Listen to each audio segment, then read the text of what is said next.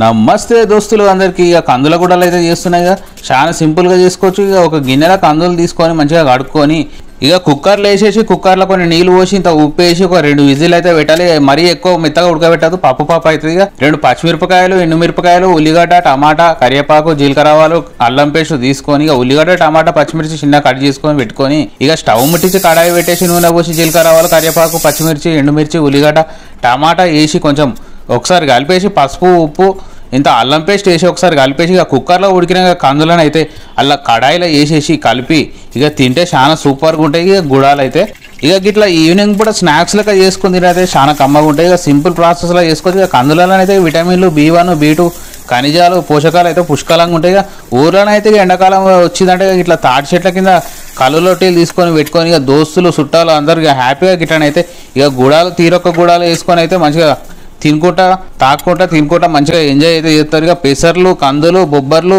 ఇట్లా తీరొక్క గుడాలు అయితే చేసుకొని తింటుంటే చాలా చక్కగా ఉంటాయి. ఇక కందుల గుడాలు అయితే రెడీ అయిన గిన్నెలు వేసుకొని తింటే చాలా సూపర్గా ఉంది. లైక్, షేర్, సబ్స్క్రైబ్ కొట్టి మళ్ళీ కలుద్దాం. మీ లక్ష్మణ్.